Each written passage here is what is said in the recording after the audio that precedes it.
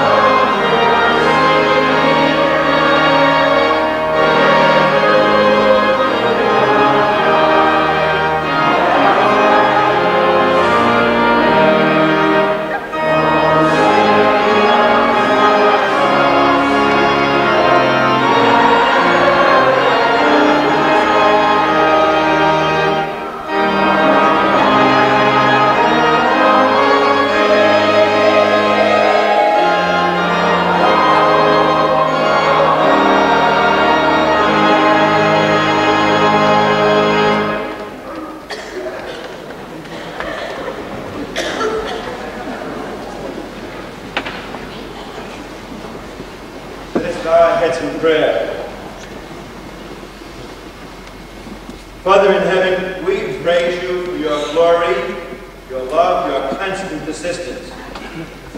Help these and all graduates to appreciate that day, together with their family, friends, and faculty, what they have accomplished and continue to accomplish in the future. 20 years ago, this July 20th, just a year or two before most of the graduates were born, Neil Armstrong was the first man to step on the moon.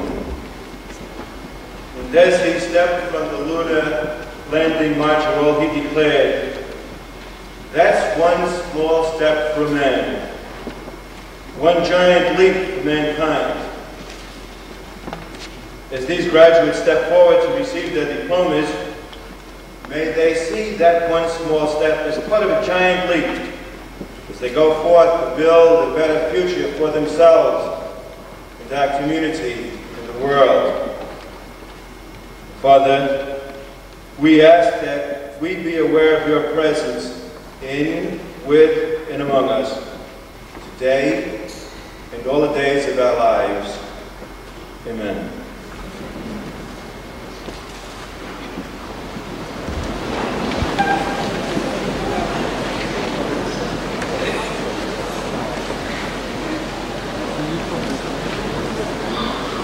On behalf of the Spackenkill Board of Education, Mr. Senator Barnett, myself, I would like to extend to all the graduates, the parents, faculty members, friends, a very cordial greeting to this graduation ceremony of the class of 1989. I declare this graduation ceremony to be open, and I ask you to take this moment in time to join with me in a thunderous salute to our kids, the class of 1989.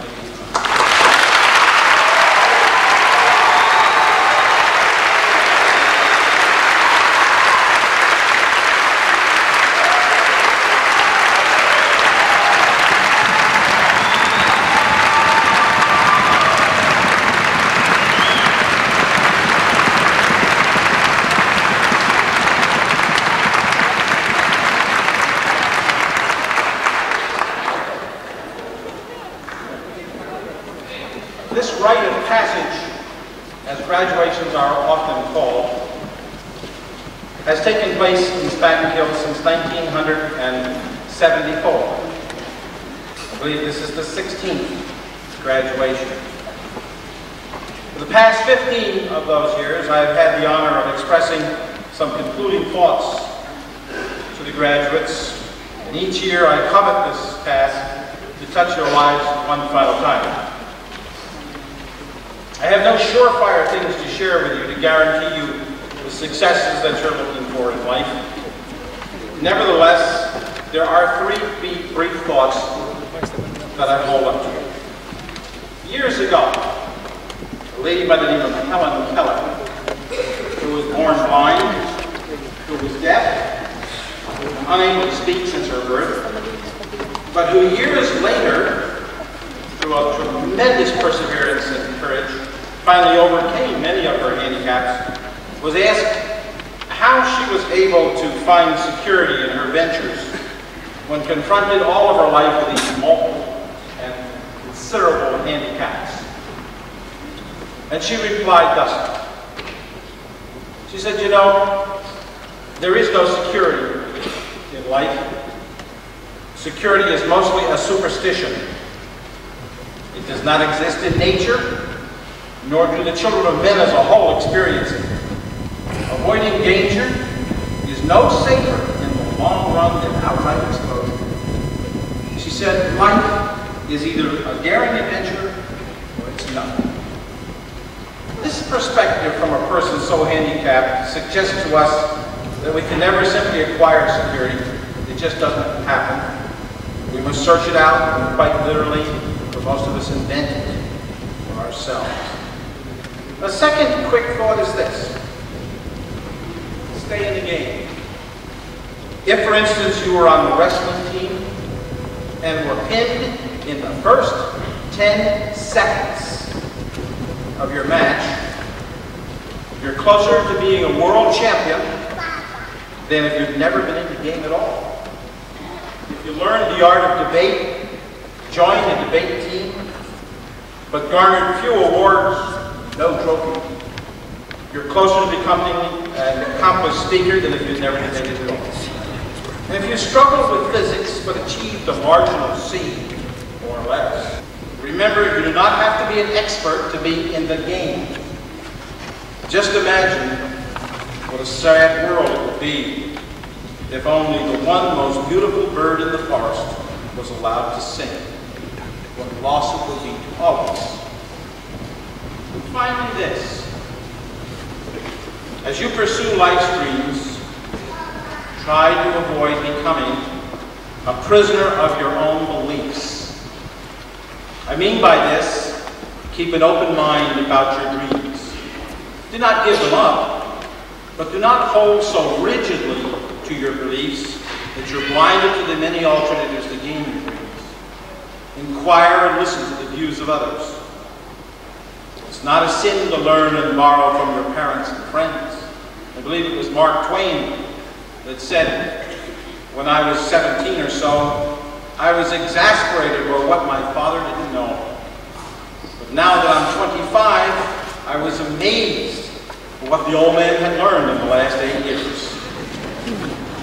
You know, throughout your life, you'll create dreams and you can avoid being a prisoner to your beliefs. If you stay in the game, you don't have to be an expert to do it. And if you'll embrace Helen Keller's wisdom by seeing life as a daring adventure. As a recent graduate mentioned in her remarks, your destiny is by your choice, not by chance. We've come a far piece together over these last 13 years, and as a person who is closer to you than you think is wont to say, smile, my friends. And now, as the moment draws near, be a thief to yourself and the world. And may your reach always exceed your grasp. But what's ahead of you? Thank you. Congratulations.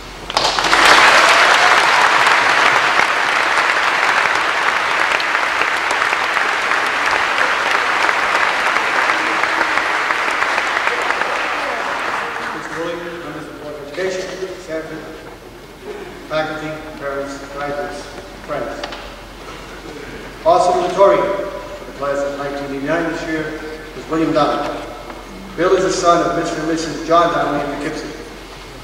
He has achieved a 94.99 average for his 4 years at Spackenkill High School. Bill is also a National Merit Finalist and has been chosen to receive the Xerox Award, which is based on scholarship in the humanities and social sciences, as well as demonstrated leadership and community service. While he was at Spackenkill, Bill was a member of the National Honor Society, the Computer Club, the Leo Club, the Photography Club, the International Thespian Society, the debate team, and co-ed volleyball. In the fall, Bill plans to continue his studies at Washington and Lee University, majoring in history and political science. I'm proud to introduce this year's salutatorian, William Donnelly.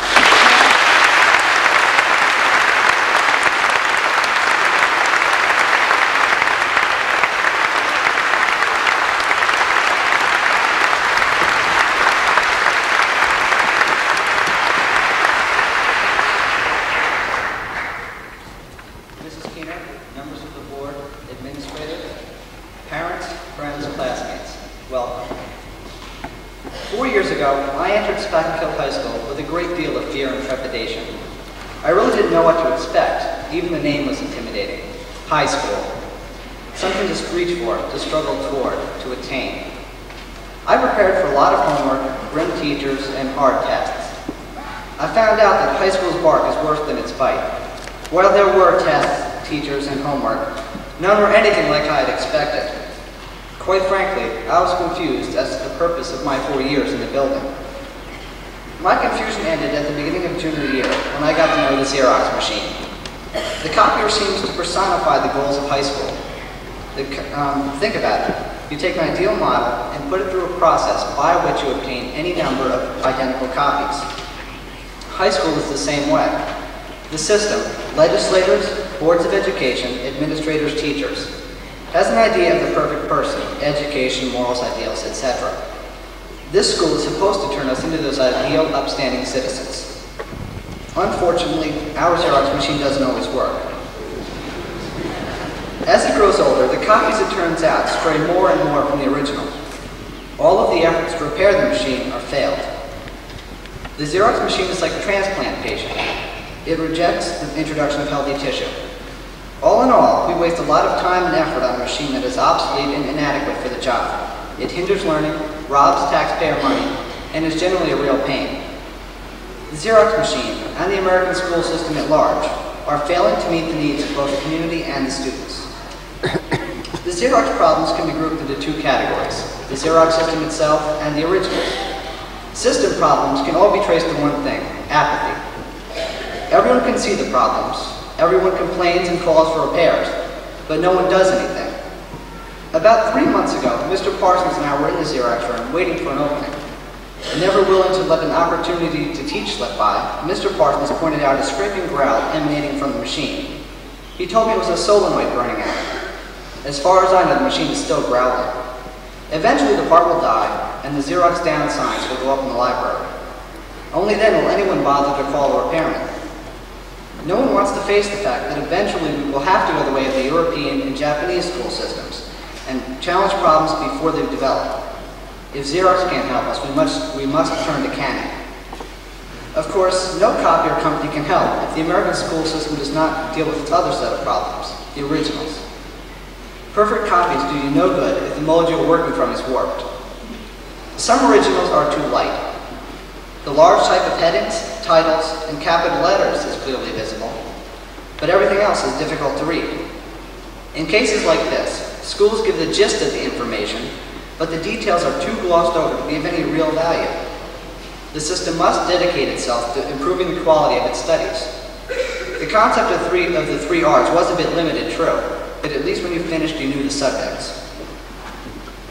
Some originals present the opposite problem. So much information is sometimes crammed onto an original that the reduction is necessary. Useless information crowds out the important lessons the Xerox machine should be teaching. Too often, the real truth can only be found in the fine print, where many people don't look. The system must decide what is really important for us to know, and then tell us what the facts are, without hiding them. None of these reforms will do any good, however, if the most common and pressing problem with the originals is not corrected. They are so old they no longer fill the educational needs of the students. Xeroxes are lousy learning tools if they don't teach things we need. Some attempts have been made to update the originals, but the result is disappointing. Crossouts, contradictions, and misinformation permeate them. Consequently, there is no real standard in our schools. Before deciding the optimum amount of information to be taught, the system must decide nationwide what is to be taught. Everyone, the system, the community, and the students, should have a part in designing the curriculums. Content decisions are one of my pet peeves, and are strongly connected with another problem with the originals that guide our Xeroxing: whiteouts. Whole lines, diagrams, and, most disturbingly, pictures are blotted out. I always wondered what was under the blank spaces. Would I have wanted it in the future? Was it something of interest? Did the blotter have any right to take it from me? I would like to judge for myself, or at least have the chance to present arguments. The system is responsible for teaching us to be good citizens, yet it persists in stripping away the rights it expects us to cherish after graduation. I suspect that the powers that be have realized this. In an attempt to educate us about our rights after graduation, they have instituted a participation in government class for seniors. I think that they should be reminded that the rights of free speech, free press, and privacy guaranteed all citizens in the Bill of Rights are as important before graduation as after. Fortunately, our teachers have overcome the handicaps of working with the Xerox machine. They've grown used to working without the support at crucial moments. Tests are still given, homework is still corrected, teaching goes on. When the machine is finally replaced, of course, the process will be much more efficient. Until then, however, teachers make do. They can't produce exact copies for whomever decides the ideal, but they try to make sure all of our necessary parts are there. Our teachers have helped us develop as individuals, encouraged us to make the most of our talents and abilities. It hasn't been easy without a good Xerox machine to give guidance and support. But we, as a class, have learned to cooperate and to form bonds that will last beyond commencement and college and whatever. Thank you and good luck.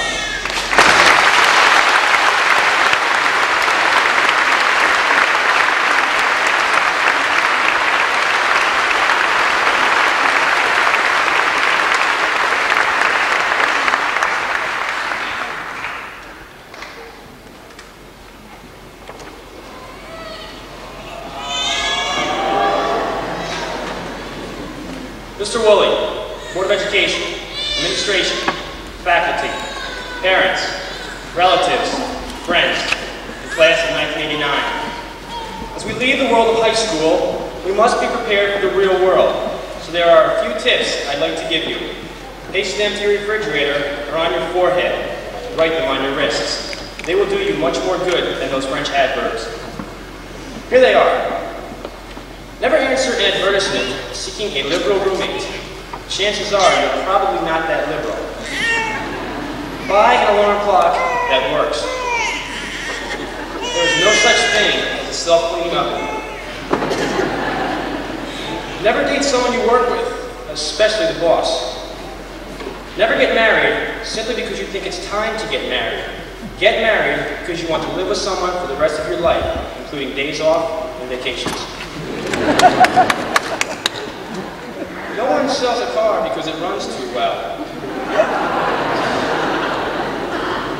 Never shop for groceries on an empty stomach. Never run a tab in a bar that serves salted pretzels. Dirty laundry never goes away, and Mom's not kidding when she says, wash whites separately. Get credit cards. Sales clerks are suspicious of cash. Avoid credit cards. The heck with sales clerks. Nice people get roaches too. Those who dress to look like people on television look like people dressing to look like people on television. Never trust a landlord to make home improvements after you have moved in. Two of the largest groups of people in the world today are those who almost went to law school and those who are going to write a book someday. Cars need not only gasoline, but oil, antifreeze, brake and transmission fluid, and about 1/3 of your annual wage. At some point in your life, your family will be all you have. Treat them right. My final thoughts are summed up in a poem I wrote. I want you all to know that whatever we have learned and whatever we have experienced will help us all to grow. We've climbed tall mountains and conquered tough tasks, and on the road to success, our memories will always last. We've made great friends and lost some too, but when traveling down the road, we will always find something new. Our friends seem to be our best memories, but deep down inside, we know it's our families. They stood by our side through thick and thin. They know where we're going, and they know where we've been. In the back of our minds, a little voice will always say, thanks for your love and support each and every day. But as we look on to our great future years, we'll think of the past and probably brush away tears. Don't hold back these tears because they mean so much. They'll symbolize how good it was to be part of the Spackenkill bunch. And on this great day, we're all feeling fine. So just go out and kick some butt, class of '89.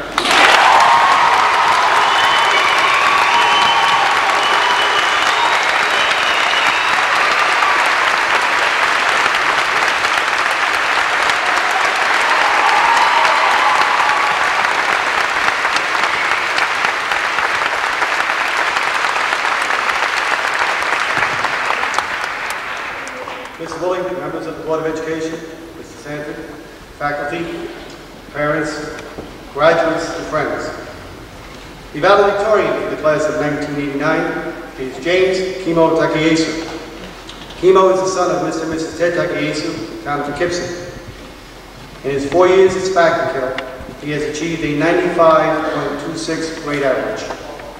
In addition, he has received a Watson Merit Award from IBM and is a National Merit Finalist. Kimo was also last year's recipient of the George Washington University Award, recognizing his outstanding ability in math and science. While at Spackenkill, he was a member of the National Honor Society Leo Club, our MAD team, our SAD chapter, student government. He's in the who's who of American students. He's played on our golf team, co-ed volleyball, and he's a member of the ski club. He has also played classical guitar for the NISBA competition. I'm very proud to introduce this year's valedictorian, James Kimo Takehesi.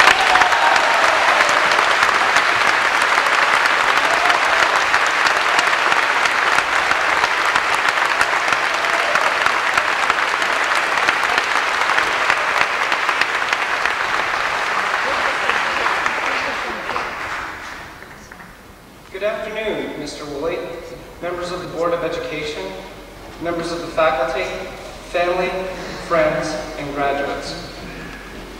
As we sit in this grand chapel, each of us feels a certain degree of ambivalence, whether it be towards our parents or our fellow graduates. The first book of our lives closes, its cover smothering the light of our once vibrant youth. Our childhoods live no longer. We are adults.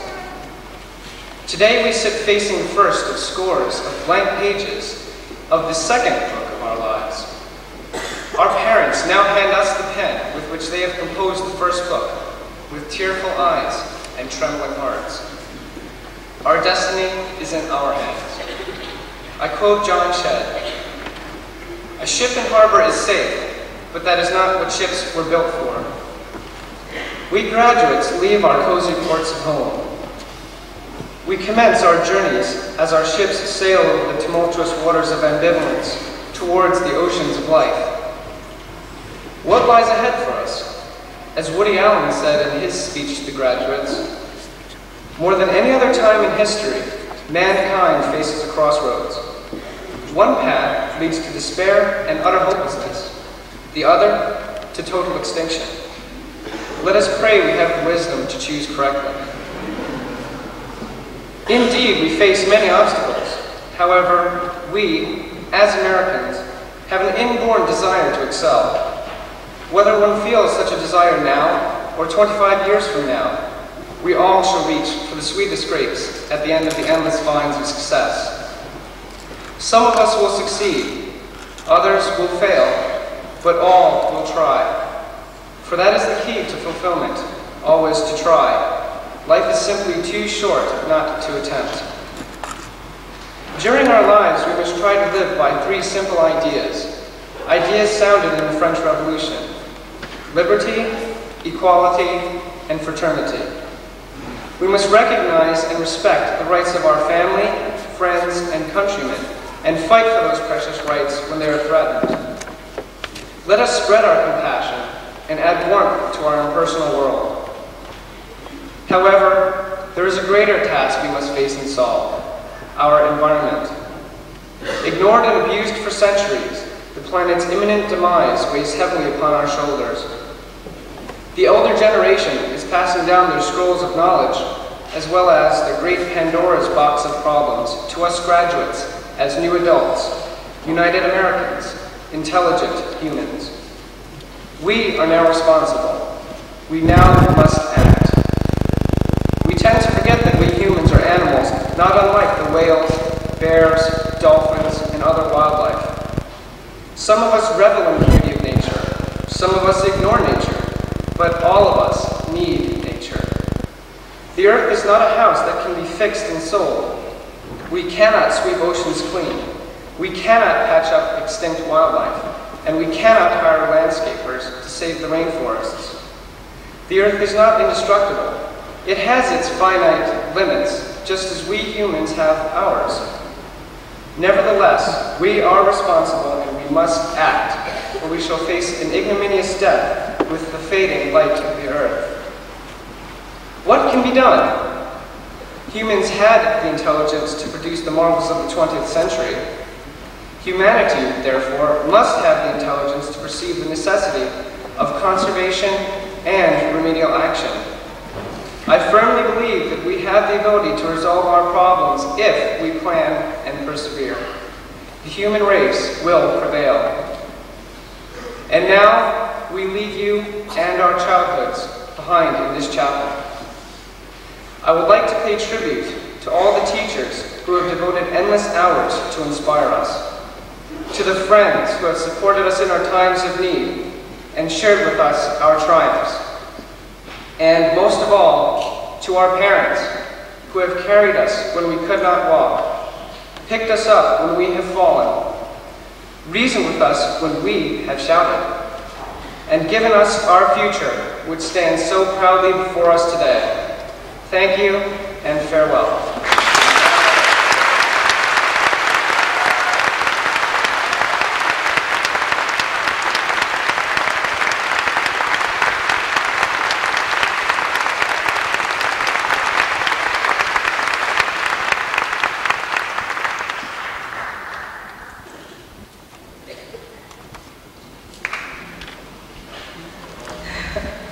Congratulations. You have survived the monsoons of Hershey, Pennsylvania.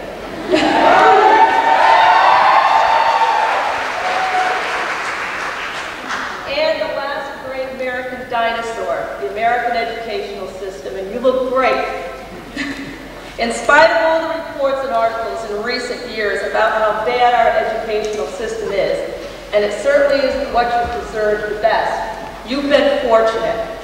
You are graduating from a school system that has had people at all levels and in all positions who have done their best for you and only want the best for you. You have been fortunate enough to have had a wonderful person like Mrs. Keener, who not only bandaged your knees, but sometimes your hearts. She is one of the many who have cared about you, not just because you were her student, but because you're an important person. She continued to show this care when she retired and joined the Board of Education. At the junior high, you had the good fortune to have the most accurate weatherman and a caring teacher in Mr. King. He is also leaving the system this year, and both of these special people will be missed in education.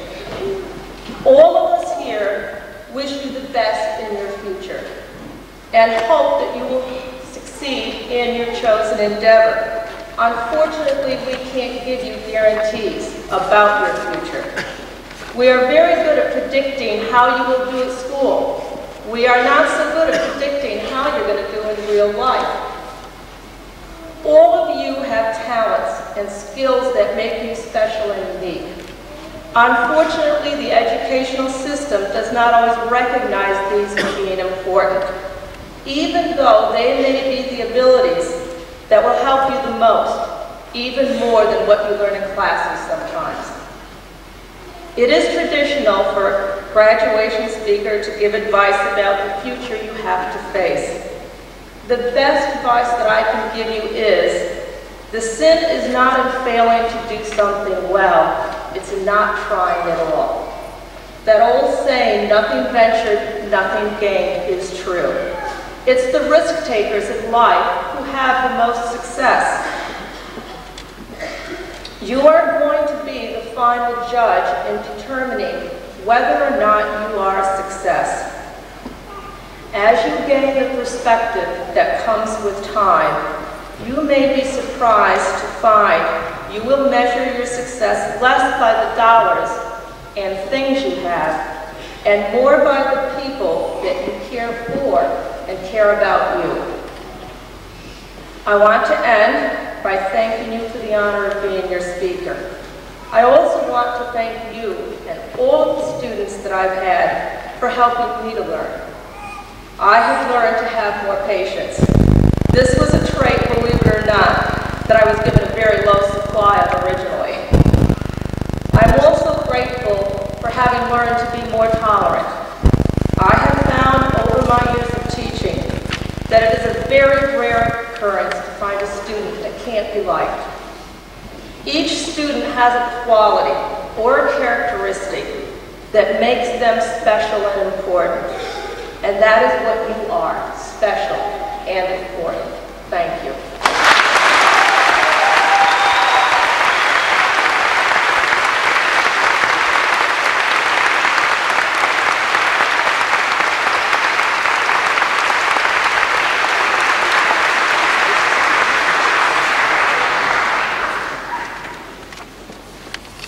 Sharon, thank you. I would like to for a moment make a couple of comments. Over the years, Mr. Sanford and I have often reflected on the human element which makes for an excellent school. While we are proud of our faculty as a whole, certain members of our staff distinguish themselves by their deeds to warrant what we like to call special recognition. Just as all the raindrops which splash in the sea have beauty, a few of these drops glitter and glisten brighter than others. This time it seems to us that the eminence and distinction of one of our teachers is deserving of our reflections toward the excellence that we seek. This teacher, by his deeds and actions, has made a real difference in the programs we have at Spackenkill High School and exemplifies the vision of an educator above and apart from others. This teacher has singled himself out by leadership and absolute sense of persistence, shown the willingness to accept the risks involved with efforts that just don't accept things as they are, but to make things as they should be. This is a teacher who believes in excellence and who literally lives for his students and educational discipline. This is a teacher who has put forth the perseverance to see student excellence recognized in many ways, but most especially through participation and membership in the Spackenkill chapter of the National Honor Society. This is a teacher with distinguished service.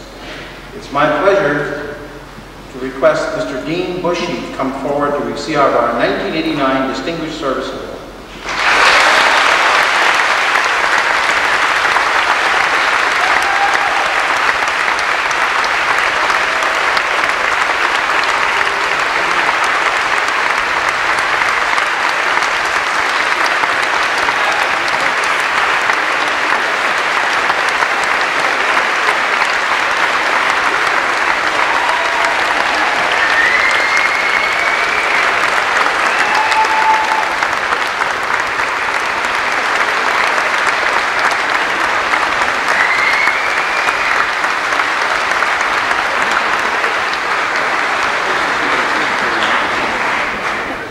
May I read the plaque that we will award to Mr. Bushy?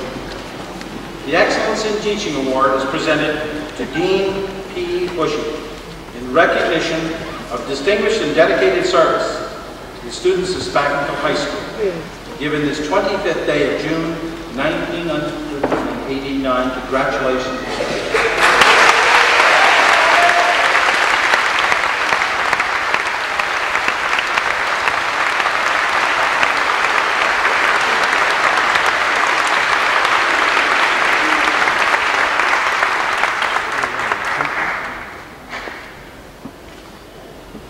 Finally,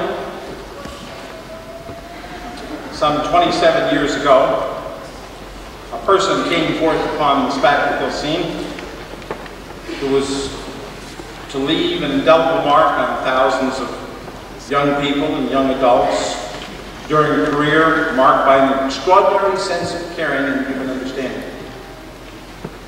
This wonderful woman was once described by a colleague as a person who embodied the tenacity of a poison ivy vine, the stamina of a redwood tree, and the quality of being able to love everyone.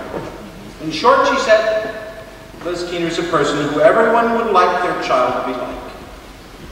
To those of us who have known and worked closely with Liz, we see a person who approaches things from the viewpoint that if we always do what we've always done, we'll always get what we always got.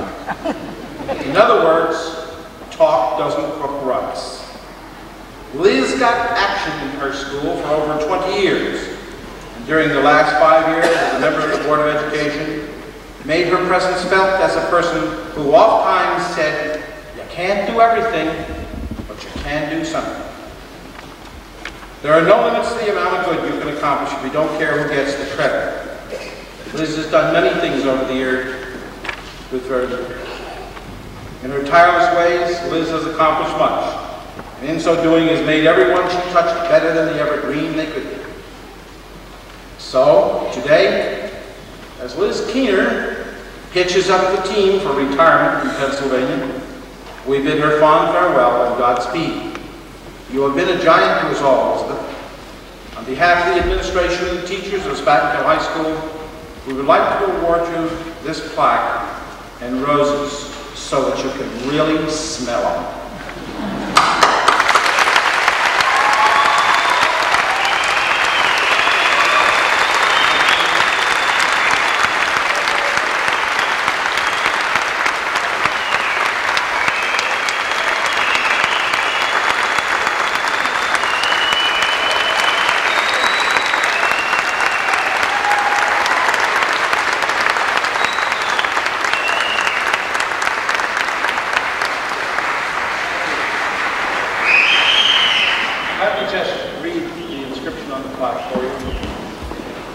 Presented to Elizabeth B. Keener, with deep appreciation and admiration for devotion and commitment to the needs of every child as a member of the Spackenkill School District's Board of Education, 1984 through 1989. Given this 25th day of June, 1989, at Poughkeepsie, New York. Congratulations.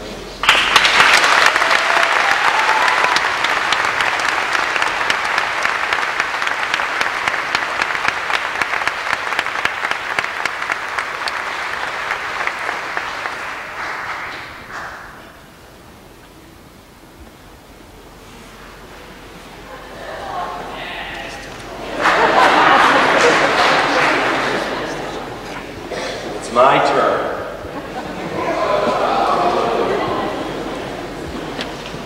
I need to say that I really enjoy being part of these graduation exercises.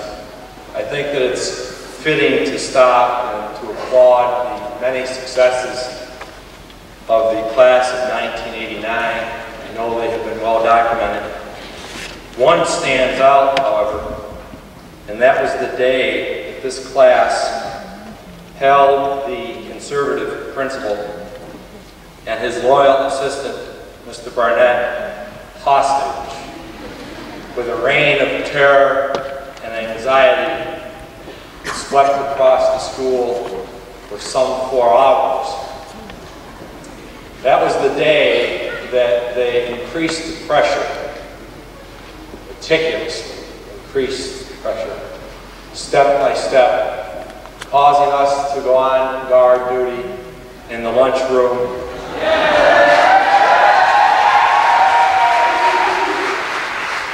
Expecting the worst, and at the same time, skillfully pulling off a diversion, Mr. Roger Johnson.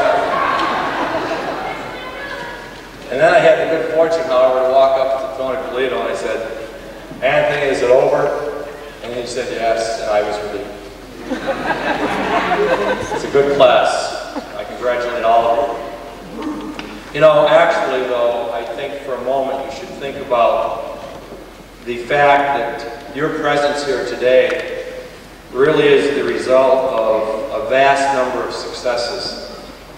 Certainly the success of your parents to send you out, send you back to high school, and also your own success in the classroom, but at the same time, the great successes that I know that the faculty share as they look out upon you and see you move through this transition in your life from the high school to other adventures. I would ask you to just stand up, class, for a moment and turn. And why don't you salute with a loud applause your parents first, your faculty second.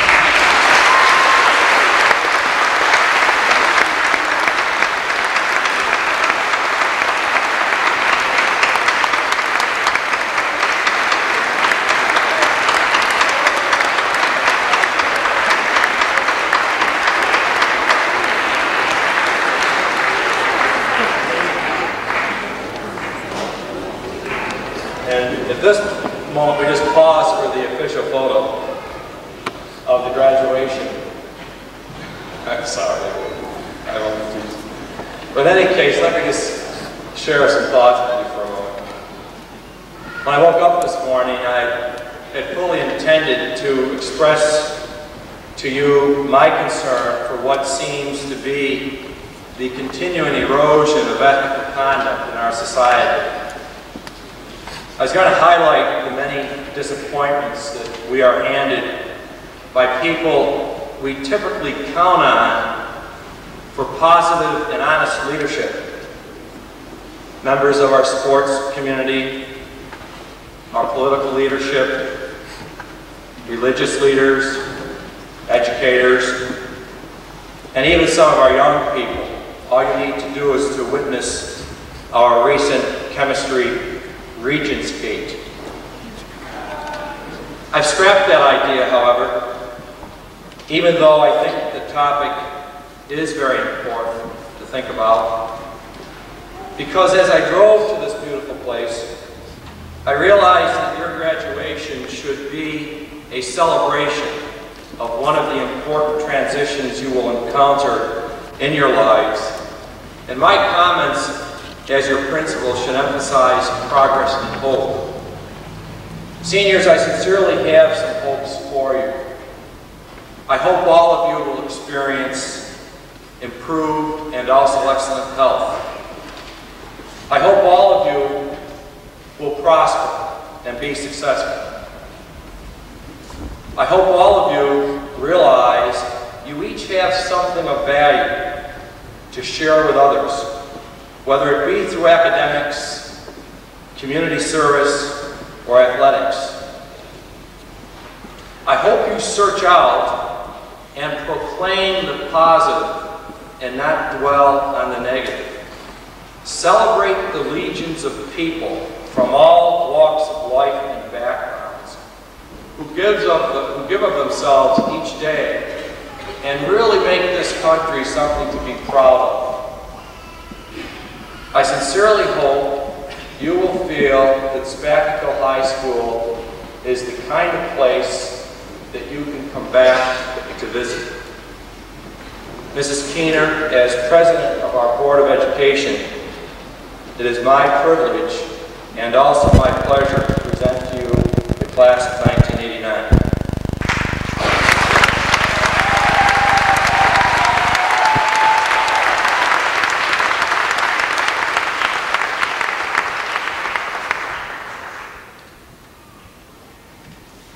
Thank you very much for sharing your special day and me gain recognition. It was appreciated. Welcome to this time-honored ceremony. I recognize my esteemed colleagues. I applaud the parents and the family members for contributing to this day. My attention is totally directed to these young people seated in front of me. They are what this is all about. 13 years ago, you were expected to attend school, and school was expected to prepare you to become a knowledgeable person and a contributing member of society. I like to think we've done that job.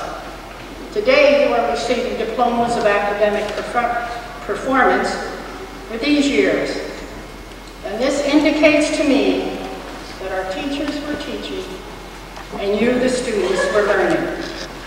We cannot begin to offer you instruction in every facet of learning that you will need when you leave these cloistered halls of Spackenkill High. But our goal is to tickle your interest and cause you to question the who, what, why, when, of everything around you. I bid you a fond adieu. Your prom theme, Just the Way You Are, is really what it's all about. Be yourself. The song, You Light Up My Life, You Give Me Hope to Carry On. You have done that for me, and now I return it to you as if we set you afloat on the sea of life. Don't be content with average. All of you can be excellent, as long as you believe in you. I'd like to close with this poem from Helen Steiner Rice. Everyone needs someone. People need people, and friends need friends. And we all need love, for a full life depends not on vast riches or great acclaim, not on success or on worldly fame, but just in knowing that someone cares and holds us close in their thoughts and prayers. For only the knowledge that we're understood makes everyday living feel wonderfully good, and we rob ourselves of life's greatest need when we lock up our hearts and fail to heed the outstretched hand, reaching to find a kindred spirit whose heart and mind are lonely and longing to somehow share our joys and sorrows, and to make us aware that life's completeness and richness depends on the things we share with our loved ones and friends. Thank you. Godspeed.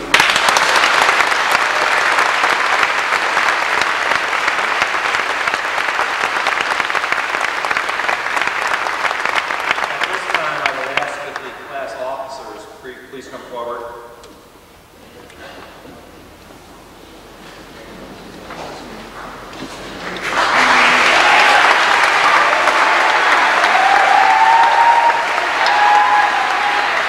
Tom Seaman, President of the Class of 1989.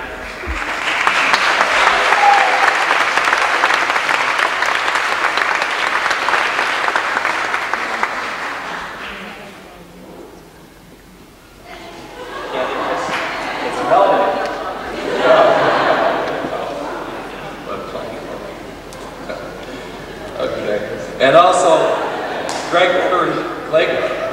Lettering, Vice President.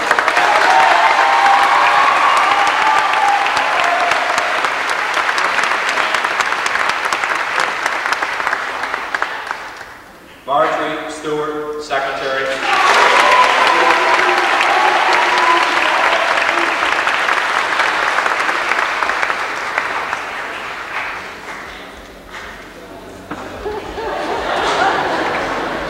I'm receiving all kinds of kisses here. Alice Song, Treasurer.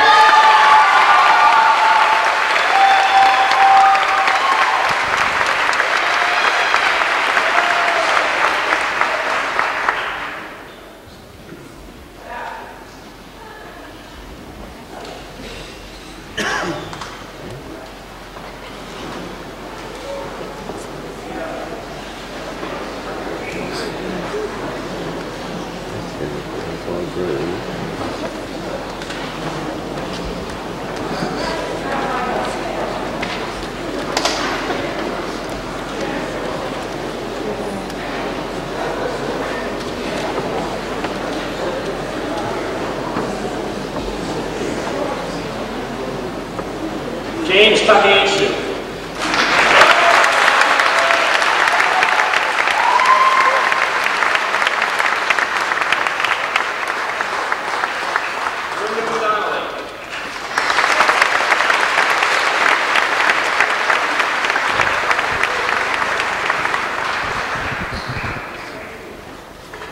Michelle Aldridge.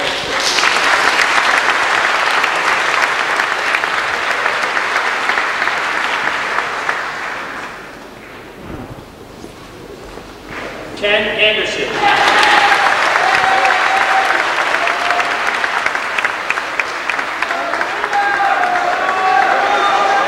Carmine Annunziata.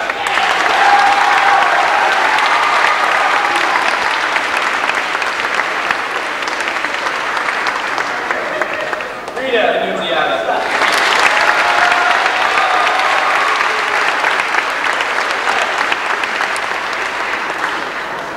Espinen.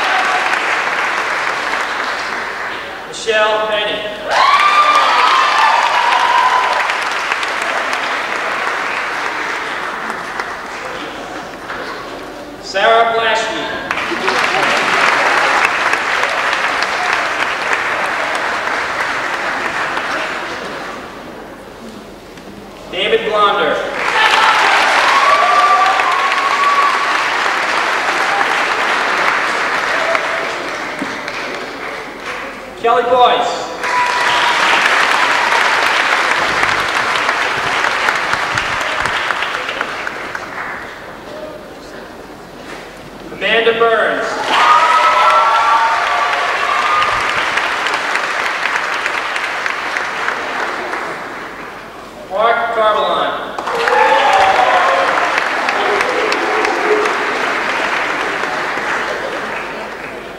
Vincent Carlos.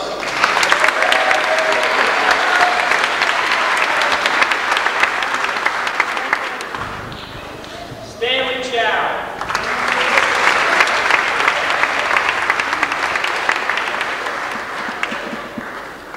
Carolyn Chase.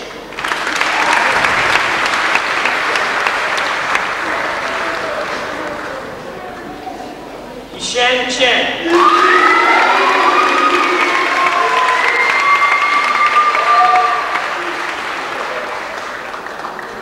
Christine Chung.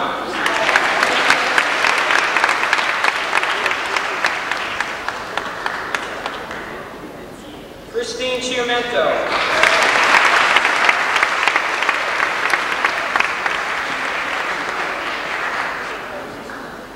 Perrin Clark.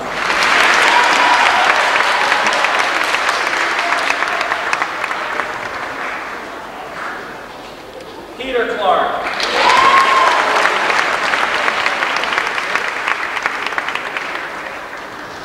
Douglas Conroy.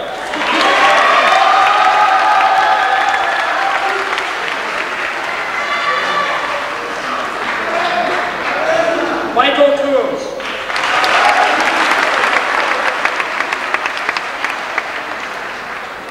Gaspar Costanza.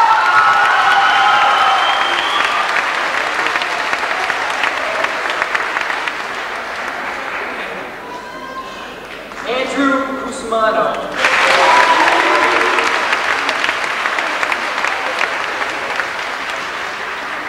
Elizabeth Cutler.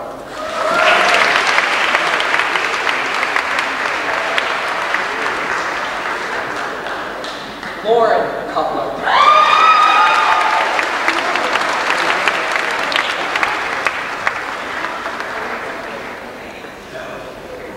Liana Das.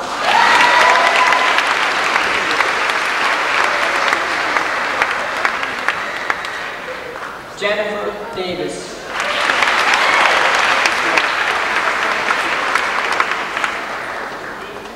Jill Deason.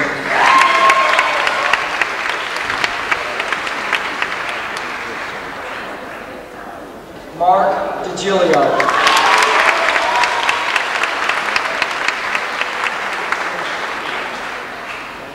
Brian Drohan.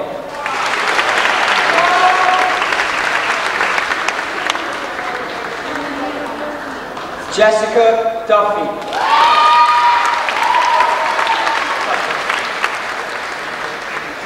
Sean DePilka.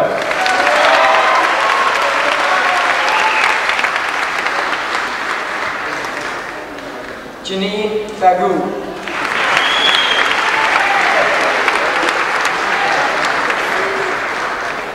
Cliff Fairclough.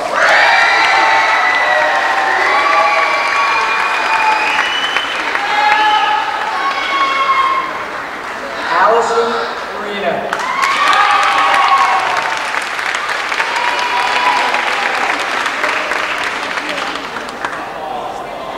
Jens Thalhaber.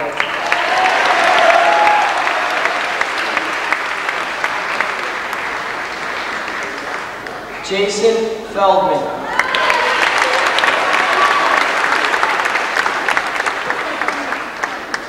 Melissa Fink.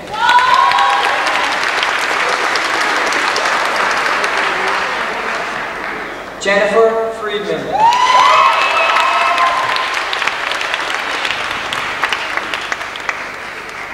Charles Gafai.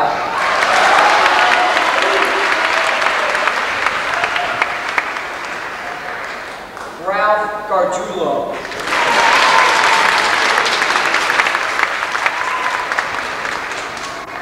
Marcus Geisler.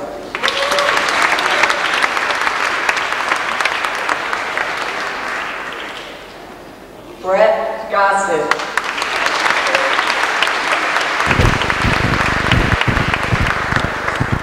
Brian Gould.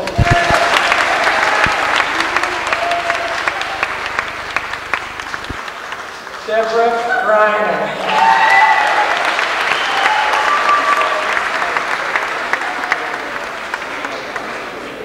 Jason Hamill.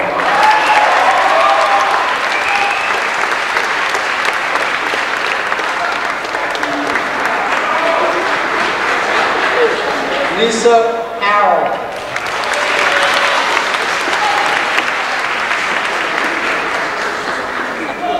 Russell Hope.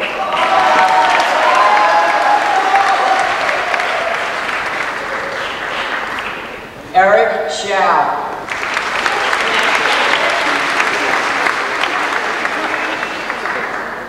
Irene Wong.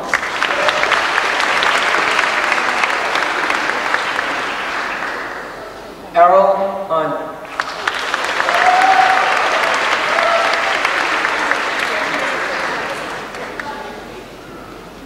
Rose and Kamaya.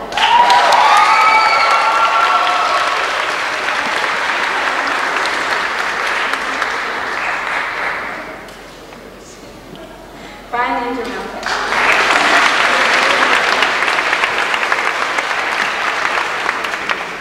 Armando Yurte.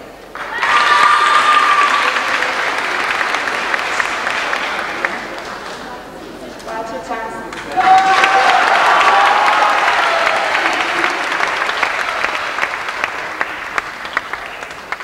Wendy Johnson.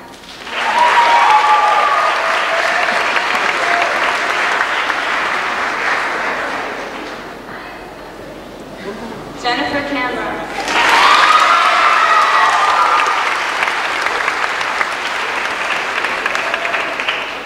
Dennis Kaskovitz.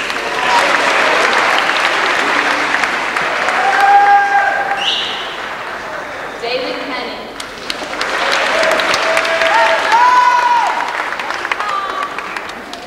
Lloyd LaFosse.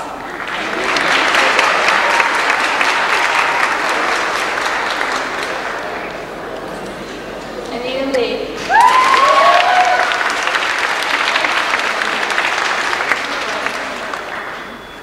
Vaughn Levesque.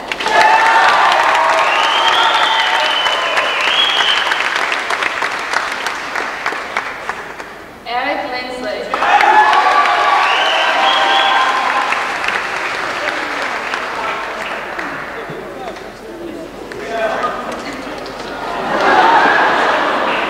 Matthew Lipkin.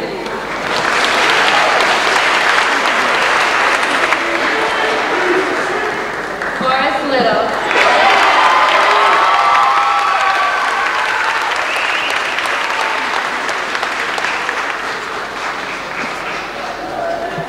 Melissa Longfield.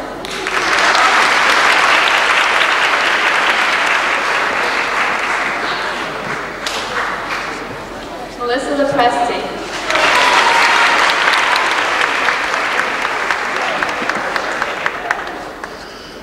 John Luderaj.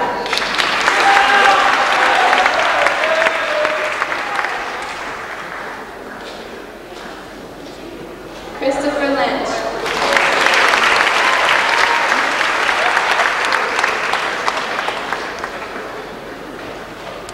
Robert Mayo.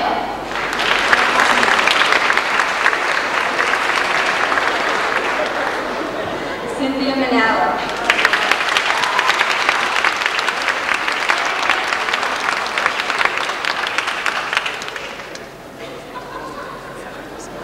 Sherry Maybound.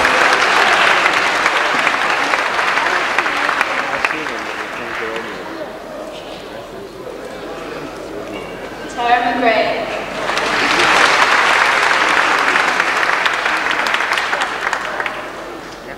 Teresa McGrogan.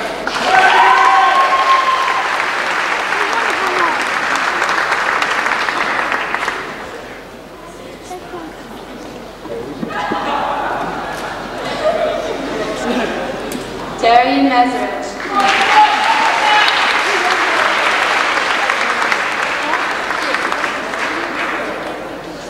Brett Meisner.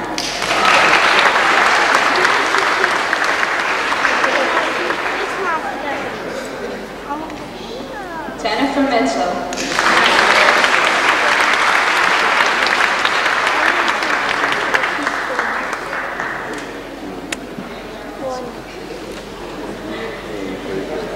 Carol Mokler.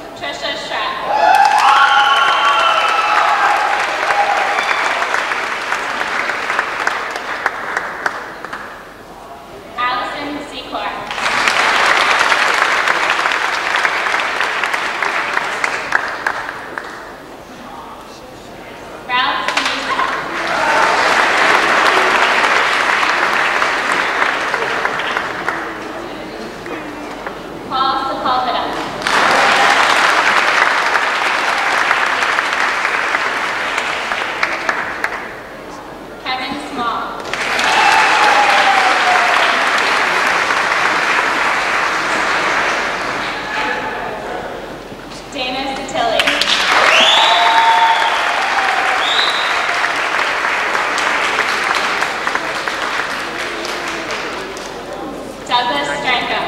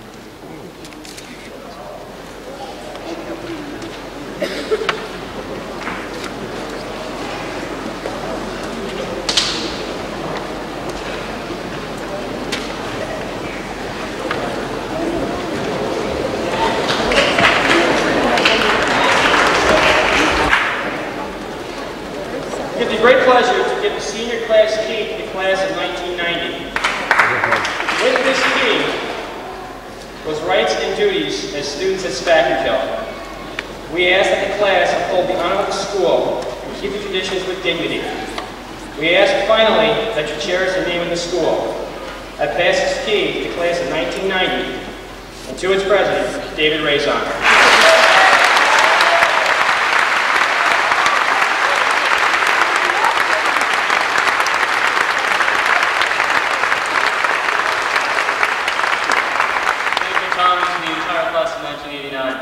I've been waiting for this opportunity for a while. I wanted to ask all the seniors, why'd you let us win the junior-senior game?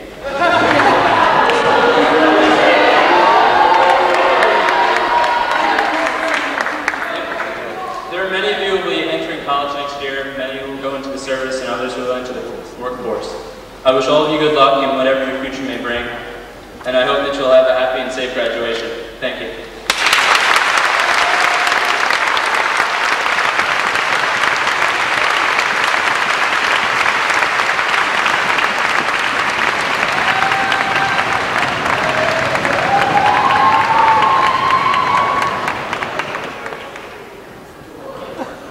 This past Thursday and Friday, we had our senior class trip to Hershey Park. The first overnight senior class trip in quite a few years. It was a huge success, and I know everyone had a great time despite getting drowned by the rain. I'd like to say thank you to all the chaperones who volunteered their time to be there for us. I'd also like to thank two very special people who made this class what it is today. This class would not have been successful without the help of these two people. I please ask that Mr. Idell and Mr. Corbett come up here to accept the gift.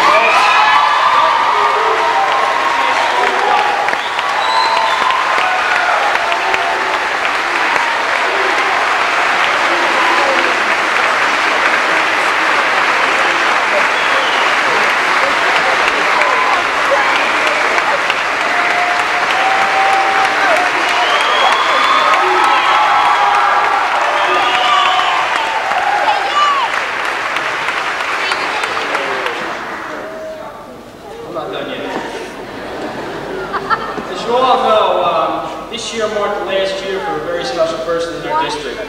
She's a person who has served as a nurse teacher and most recently a Board of Education president. She's been in this district since 1958, a total of 31 years. In those 31 years, she has made a significant impact on everyone she has come in contact with. She has been one of the most instrumental people in making this district what it is today. She is a warm, thoughtful, and caring person, and she will leave a lasting impression on the Spackenkill School District. I present this plaque to Mrs. Elizabeth Keener in appreciation for all she has done for the class of 1988.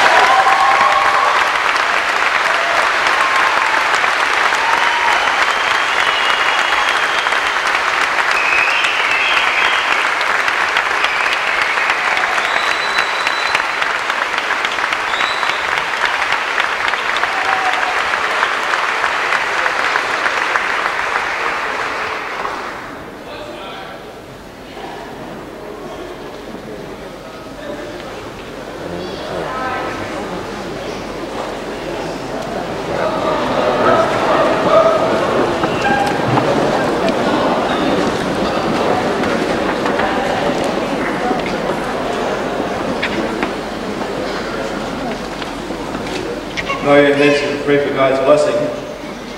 The blessing inherent from the Old Testament book of Numbers. May the Lord bless you and keep you.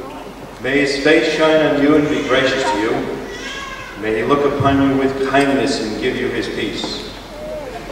And in the same vein, a daily blessing. May the roads rise to meet you. May the wind be ever at your back. May the sun shine warm on your face. And may God always hold you in the hollow of his hand. Amen.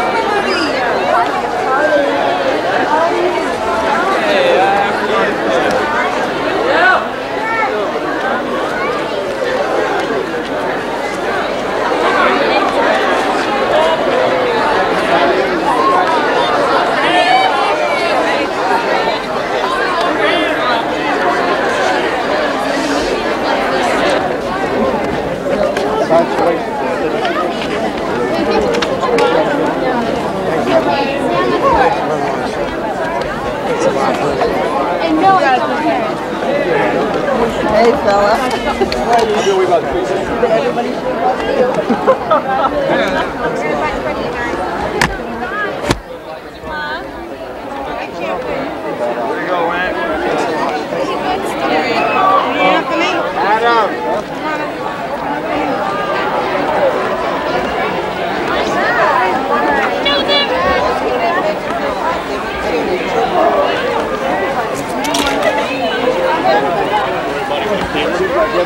How close to the front door they can stop and hug somebody.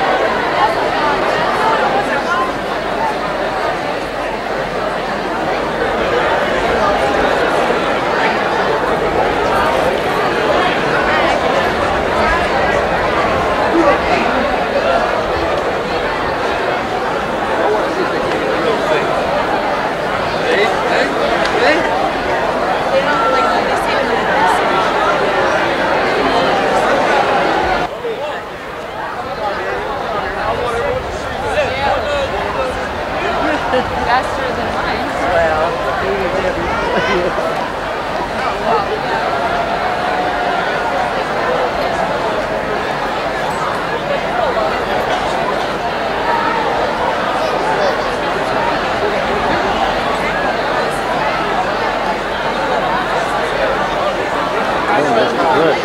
yeah? I don't thought he's here no more.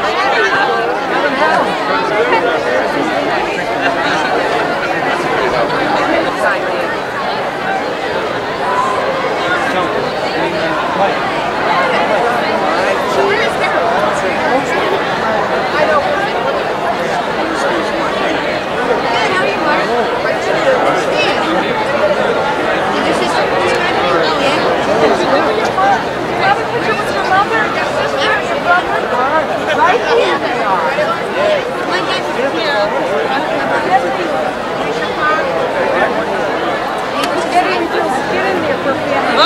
Lisa, get in there. I want to take pictures. No, well, you'll have them on the thing. Get in there. Then the kids should go in. They didn't learn. Then get in there, kid. Right. Get inside of your mother. Hey, go up here. All right. Take a picture with that snapshot. Kenny, take a picture with that. Kenny, take a picture with that. Get in here, honey. I'm going to stand on my mom. Come over here with that, Kenny. You want to do it? It's on. Let's do that. It's all ready? It's all ready. No, you don't need the light. You don't need the flash. Take it. Right. Get in there. Anthony. How you doing?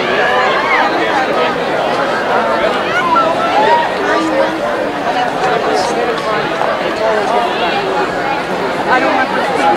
Anthony, hold on. Smile. Yeah. Lisa, come here. Get down in front of me.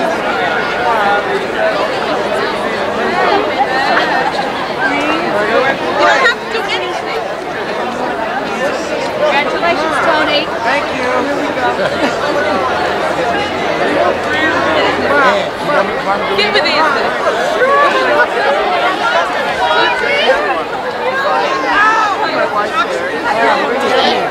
She probably doesn't remember. Anthony. She pulling down. Anthony, and then you, Jimmy Kenny. My husband. Sure. Michael, no. You're Michael.